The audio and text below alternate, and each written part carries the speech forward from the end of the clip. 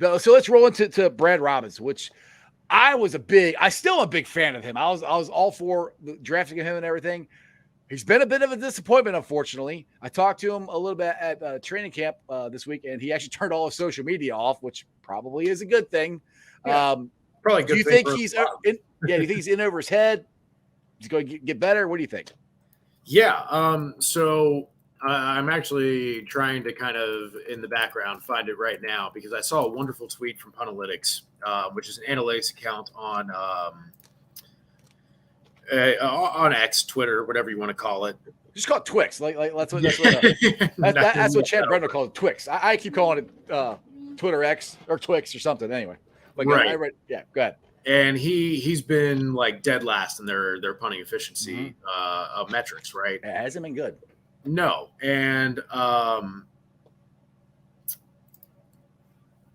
I don't want to do anything 3 weeks in, right? Making sweeping declarations about Miles Murphy, especially. Don't get me started, dude. Did you see? Oh, we'll get to that in a minute. Yeah, we'll get that in a minute. Go ahead. But no, so look. Punting is similar. I talk about all the time. Anybody who will listen, especially in the offseason, we talk about draft season and I talk about prospects and when you can expect them to start to hit their stride, hit their ceiling, become who they're going to be. Mm-hmm. Offensive linemen, generally it takes 2 to 3 years. They got to develop strength. They got to develop technique. They got to get used to all that, right? Punters are the same way. Punters usually year one don't come out and hit the ground running. The Johnny Heckers of the world that come out and take the world by storm as a rookie punt, not very common. Usually it is year 2 or 3 that we see punters start to kind of hit their stride and become, those veteran punters.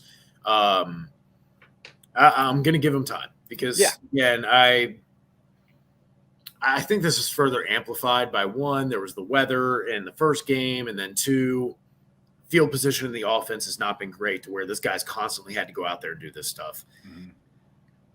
He's getting a lot of reps. And I would be curious to see what the second half of the season looks like compared to the first half of the season for him as he continues to grow.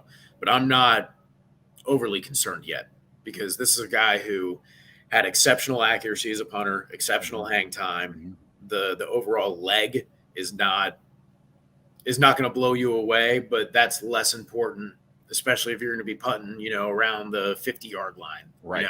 If you're punting at the 20 or the 25 constantly, you're going to feel it every time, you punt it to the opposing 25 or 30, and then they return it to the 45 or 50. And you're like, damn, they're already at midfield. Like, yeah, they are because you punted from the 20 or the 25 because, you had 2 false starts and then got sacked. And then those things are putting him in bad positions to make it look worse than it necessarily is.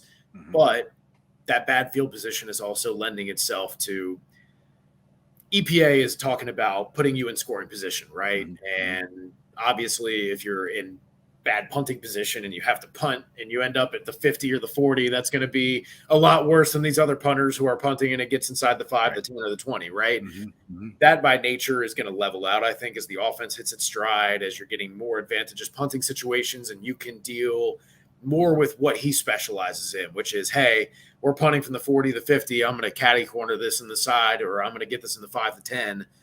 I'm going to get this in the hang time so our gunners can get down there and there's no return.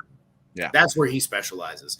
This is the same as getting that, the Ryan Finley, let's just say, led Bengals offense and asking him to constantly throw deep shots to Chase. It's like, I mean, yeah, sure. Like, that's what you ideally want is deep ball touchdowns because you're scoring, and Jamar Chase is really good at it. But at the same time, that's not Ryan Finley's strength. Sure, it'll work sometimes, but it's not going to work as often as you'd like. That's not his strength. So that's kind of where I land with Brad Robbins. Yeah, I agree with you. I mean, the field position and everything, I understand that. The ones that are concerning me are the shanks. Yes, those are the ones that he just screwed up. Right. He just hit it wrong.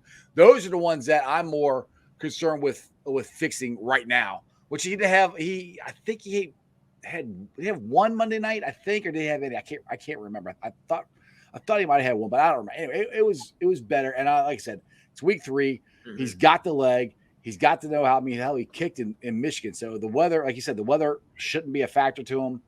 I think he's going to get it all to come around. And you see, nobody's knocking down Drew Chrisman's doors. I heard he's working for Spectrum Sports or something. So I mean, he's still out there. If you guys want to go back to him, which I was never like totally against Drew Chrisman. I mean, if he would actually punt better in the AFC Championship game, he'd still be our punter. So like I said, it's early. We'll see what happens now.